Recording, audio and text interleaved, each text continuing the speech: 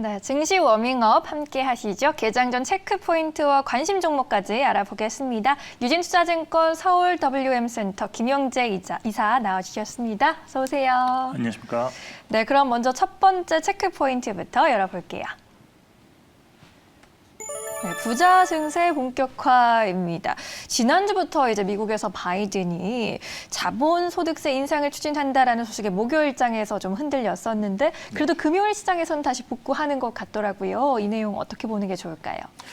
네, 일단 현재 이 내용이 앞으로 계속적으로 나타날 수 있는 재료다라고 볼 수 있는데 그렇지만 뭐 투자를 돌릴 수 있는 정도의 강력한 재료는 아니다라고 저는 보고 있습니다. 예. 현재 지금 미국에서 $100만 이상의 그 소득자에 대한 자본소득세율은 한 20% 수준으로 알려져 있는데 이를 39.6%까지 인상한다는 것이 이번 내용입니다.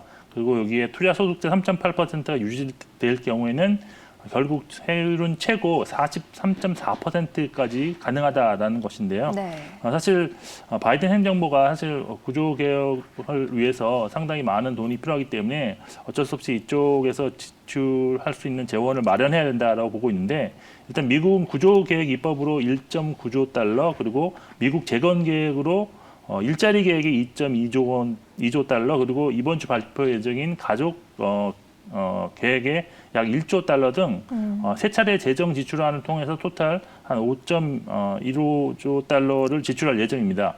재원 조달은 앞서 발표했던 법인세 인상과 이번에 그 자본소득세 인상으로 마련할 계획이다라고 볼 수 있는데 사실 법인세 인상은 이미 통과되었기 때문에 뭐 기정사실화 된 건데요.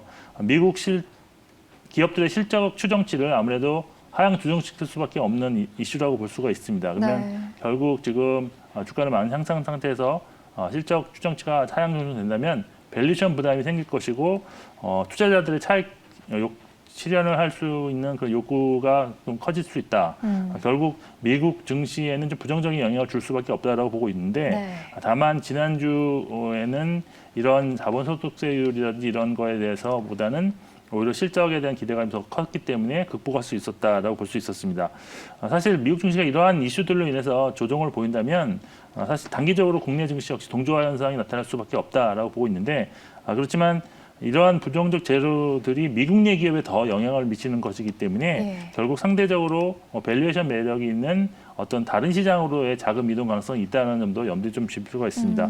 그리고 더 실질적으로 본다면 과거에 사실 세 차례 이런 자본소득세율 인상이 있었는데 그때 그 해의 그 주가 수준을 보니까 항상 연말에 증시가 상승했었다라는 점에서는 사실 이런 점을 반영한다면 지금 현재 펀더멘털에 크게 영향을 줄 수 있는 재료는 아니다라고 판단하고 있습니다. 네, 알겠습니다. 이 세금 인상 소식과 관련해서 우리 증시에 미칠 영향 체크해 봤고요. 이제 두 번째 체크 포인트로 넘어가 보도록 할게요. 네, 경기 방어주 기지개 켜나입니다. 최근에 순환매가 되고 있는 섹터들을 보면요, 경기 방어주, 반도체, 2차 전지, 콘텐츠 이렇게 있는 것 같은데 경기 방어주 선전이 눈에 돋보입니다. 원인과 전망을 한번 해본다면 어떻게 해볼 수 있을까요? 네, 뭐 경기 방어주가 사실 4월 들어서 좀 상대적으로는 좀 선방하고 있는 편인데 예. 통신 유틸리티가 코스트의 업종 수익률 중상위권으로 지금 배치를 하고 있는 모습이 나타나고 있습니다. 특히 유틸리티 같은 경우는 만년 꼴찌 업종이었다라고 볼 수 있는데 작년에도 그 직전 1년 동안 지금 플러스 30.1% 상승에 그쳐서 수익률이 제일 꼴찌였는데 올해도 연초 이후 3월 말까지 마이너스 8.9%를 수익률을 기록할 정도로 상당히 부진했지만 4월 들어서는 한 4%대 상승을 지금 기록 중에 있습니다. 사실 경기 방어주가 이렇게 선정하고 있는 그 가장 큰 원인은 사실 백신 접종이 원활하지 못하고 있고 여기에 코로나19 확진자 수가 좀 꾸준하게 지금 어떤 일정한 수준에서 유지가 되고 있기 때문이다라고 보고 있는데요. 만일 대유행이 나타나면서 다시 투자 심리가 위축된다면 사실 경기 방어주 쪽에 관심이 갈 수도 있지 않겠느냐라는 그런 판단이 섰던 것 같습니다. 그렇지만 저는 경기 민감 대형주들이 사실 요즘 상당히 좀 부진하지 않나. 뭐 지수가 뭐 거의 행보 조정 내 소폭은 올라가고 있지만 전반적으로 봤을 때는 행보 조정을 보이는 상황에서 어떻게 좀 지난해 상승하지 못했던 경기 방어주들이 좀 키맞추기식 상승이 좀 있었다라고 저는 판단하고 있습니다.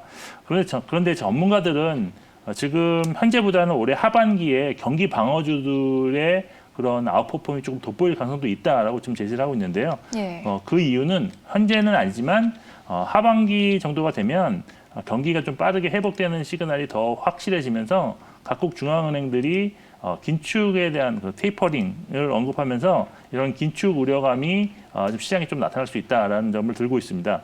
이렇게 된다면 과거에도 그랬지만 경기 방어주들이 좀 짧고 굵게 좀 단기적으로 상승하는 그런 모습이 나타날 가능성이 있다라는 점인데 이런 점에서는 좀 경기 방어주도 손 놓지 말고 좀 지켜보실 필요는 있다라고 판단을 하고 있습니다. 그렇지만 뭐 코로나가 만약 현재 재확산이 된다 그런다고 하면 사실 경기 방어주의 실적이 올라가는 것보다는 사실 지난해 좋았던 언택트 관련주들의 실적이 다시 또 좋아지는 현상이 발생할 수 있기 때문에 사실은 코로나19가 더 확대된다면 언택트 종목을 좀 보실 필요가 있다고 보고 있고요. 그렇지만 현재 시장상만 놓고 본다면 지금은 경기 민감주, 경기 방어주 이렇게 이분법적 논리보다는 예. 실적이 지속적으로 증가할 가능성이 있고 추세가 살아있는 중소형주 위주의 시장이 진행되고 있기 때문에 아직까지는 중소형주 위주의 전략을 좀 더 유지하시는 것이 좋다라고 판단하고 있습니다. 네, 1, 2분기에 이제 고성장이 확실할 것으로 보이는 중소형주들 바라보는 게 좋겠다라고 이야기해 주시네요. 그럼 이제 세 번째 체크 포인트로 한번 살펴보겠습니다. 네, 비트코인의 롤러코스터입니다. 주말 사이에도 또 변동성이 굉장히 심하더라고요. 이 자금이 이제 비트코인에서 주식시장으로 다시 넘어올 것이다. 뭐 이런 기사들도 나오는데 어떻게 생각하시나요? 근데 그 기사엔 동의하지 않는데 사실 네. 결론부터 말씀드리자면 비트코인을 포함한 이런 암호화폐가 이렇게 변동성이 크게 나타나는 것은 주식시장에 큰 도움이 되지는 않는다라고 저는 판단하고 있습니다. 네. 사실 최근에 뭐 각국 정부 인사들이라든지 아니면 중국에서 정전, 그다음에 뭐 터키에서의 어떤 규제 이런 것 때문에 상당히 그 비트코인이 고점 대비 단기간에 한 25% 급락을 한 이후에 지금 5% 정도 반등한 상황이다라고 보고 있는데 사실 암호화폐 같은 경우는 뭐 미래의 통화 수단으로 되기 때문에 지금부터라도 좀 봐야 된다 뭐 이런 얘기는 있지만 아직 대중화되지는 않아서 지불 수단이 아닌 투기적인 수단으로 지금 인식되고 있는 것이 사실입니다. 최근 글로벌 펀드 매니저 대상으로 설문조사한 바가 있는데 비트코인이 버블인가에 대한 설문에 버블이라는 답이 74%, 모르겠다 10%, 그리고 오직 16%의 소수 전문가만이 좀 버블이 아니다라고 한 점에서 현재 암호화폐는 버블일 가능성이 좀 있지 않나라고 저는 개인적으로 판단하고 있습니다. 그리고 아까 말씀하신 대로 암호화폐 시장이 급락하면 다시 자금이 주식시장으로 들어올 수도 있다라고 뭐 말도 있는데 사실 가상화폐를 투자하는 주체는 20대, 30대가 주로 투자를 하시고 있고 또한 암호화폐 시장이 단기간에 훨씬 더 큰 변동성을 보인다는 점에서 시장 간의 자금 이동이 나타날 가능성보다는 오히려 화폐 시장이 불안정한다면 어떤 위험자산 기피 현상으로 이어지면서 주식시장에도 안 좋은 영향을 줄 가능성이 높다라고 판단하고 있습니다. 네, 오히려 주식시장으로 유턴할 가능성이 낮다라는 의견도 이렇게 나오고 있으니까요. 여러분들 잘 참고해 보셔야겠습니다. 오늘장 체크 포인트 한눈으로 정리해 보도록 하죠. 네, 미국의 자본소득세 인상 추진 소식에 국내 시장에 미칠 영향 점검해 봤습니다. 과거의 사례를 비춰봤을 때 주가에 미치는 영향이 크지는 않겠지만 신흥국 시장으로 자금이 이동할 가능성도 있다라고 정리해 볼 수 있겠습니다. 경기 방어주가 기지개를 켜고 있는 가운데 뭐 방어주, 민감주, 이분법적인 논리보다는 고성장이 확실한 종목을 선택하자라고 이야기해 주셨네요. 이 비트코인의 급반등이 나타나고 있습니다. 이 안에서 우리가 어떻게 주식시장에 대비해봐야 할지도 짚어봤습니다. 네, 그렇다면 이제 오늘의 관심주 한번 알아보도록 할게요. 월요일 시장인데 어떤 종목으로 좀 살펴보는 게 좋을까요? 네, 일단 저는 뭐 실적도 그렇지만 앞으로 성장성이 기대되고 밸류에이션 매력이 높은 종목을 하나 골라왔습니다. 예. 선진이라는 종목인데요.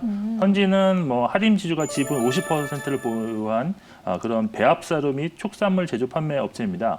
매출 구성은 사료가 40%, 식육 부분 30%, 양돈 20%, 육가공 10%. 그리고 현재 시가총액은 4,500억인데 특징적인 점은 어떤 그런 축산업의 그 수직 계열화가 확실하게 지금 잡혀져 있기 때문에 어떤 인플레이션으로 인해서 뭐 사료값이 급등한 곡물가가 급등해도 더 하단 쪽으로 전가시킬 수 있는 그런 특징이 있는 그런 기업이다라고 보시겠습니다. 투자 포인트 상당히 많아서 여러 개로 나뉠 수 있는데 첫 번째 투자 포인트는 놀라운 실적 성장을 보여주었다는 점이라고 보고 있습니다. 네. 작년에 영업이익이 1,076억 원이었고요. 그다음 지배주주 순이익이 836억 원이었는데 네. 영업이익은 168.1%를 증가한 것이고요. 전년 대비 순이익은 무려 291.2%가 증가한 수준입니다. 실적이 이렇게 급성장한 원인은 해외 5개국에 진출한 자회사들의 고성장 때문이다라고 볼 수 있는데 선진의 경우에는 별도 재무제표와 연결 재무제표로 대충 해외 부분과 국내 부분에서의 그런 실적을 파악할 수 있습니다. 근데 작년 국내 부분 영업이익은 역성장하는 그런 모습을 보였지만 해외 부분은 국내 부분 영업이익을 훨씬 초과하는 이익을 달성했고 또한 영업이익률도 국내의 5배가 넘는 그런 수준으로 추정을 할 수가 있겠습니다. 따라서 선진의 경우에는 음식료 업종에서 매년 저평가를 받는 종목이었지만 이제는 성장 동력이 확실하게 생긴 만큼 최소한 음식료 평균 또는 그 이상의 할증을 받을 수도 있다는 점 좀 강조하고 드리고 있고요. 네. 또 두 번째 포인트는 올해 그리고 내년에도 실적 성장이 매우 크게 나타날 가능성이 높다라는 점인데요. 선진이 진출한 해외 5개국이 베트남, 중국, 필리핀, 미얀마, 인도인데요. 작년 그 생산시설 캐파를 거의 2배 가까이 증설하기로 계획을 해서 많은 곳에서 작년에 이미 착공을 시작했다고 지금 알고 있습니다. 선진은 뭐 취급 가능한 물량이 있을 때만 착공하는 그런 보수적인 형태를 좀 취하고 있는 것을 알려지고 있는데요. 올해는 일부 물량이 이 중에서 매출화될 가능성이 있고 내년에는 이런 증설 효과가 극대화될 수 있기 때문에 실적 성장이 더 크게 나타날 가능성이 있다라고 보시면 될 것 같습니다. 세 번째 투자 포인트는 좀 약간 단기적인 그런 투자 포인트인데 미국에서 지금 소와 돼지를 취급하는 육가공 업체들이 그런 주가 수준이 52주 최고가 신고가를 최근에 기록을 했습니다. 그리고 그래서 아마 이쪽 축산 쪽으로도 우리나라 기업들의 동조 현상 가능성이 있고 그리고 그제 언론에 보도된 아프리카 돼지 열병이 강원도를 지나서 지금 수도권 남부 지역까지 확장 가능성이 있어서 양돈 기업에 대한 관심이 나타날 수 있다라는 점이 있습니다. 그리고 밸류에이션이 매우 싸다는 점이 네 번째 투자 포인트인데요. 올해도 뭐 그렇고 작년 해외 부분의 놀라운 성장성을 감안한다면 영업이익이 한 20% 성장 가능할 것으로 일단 보고 있습니다. 이런 가정하에 주당 수익이 약 4천억 원 정도 수준이 추정되는데 현재 주가는 이 수준을 비하면 PER 4.7배에 불과한 매우 저평가된 수준입니다. 그리고 앞서 말씀드린 밸류에이션 할증도 가능한데 이렇게 저평가되었다는 것은 너무 알려지지 않아서 지금 저평가됐다라고 판단하고 있습니다. 그리고 마지막 투자 포인트는 수급상 지금 기간 수급이 빈집이라는 점입니다. 과거 한국 투자 밸류 자산운용이 2017년 20% 이상 지분을 보유하고 있어서 상당히 이 종목에 대한 접근성이 어려웠지만 지금은 기관들도 쉬워졌습니다. 왜냐하면 작년 중반까지 확실한 임자였던 자산운용사가 지금 최근에 4월 2일 날 5% 미만 지분 묵시를 신청해서 이제는 새로운 주인을 맞을 가능성이 높아지는 그런 상황이다라고 할 수 있습니다.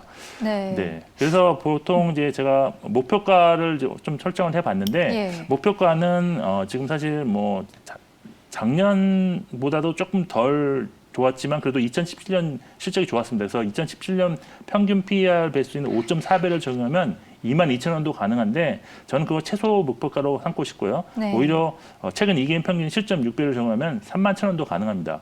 손절가는 5% 수준으로 18,100원을 제시해 드리겠지만 사실 장기로 길게 보고 투자하시는 분이라면 손절가 생각하지 마시고 길게 가져가시는 것도 상당히 좋은 투자 전략이라고 판단하고 있습니다.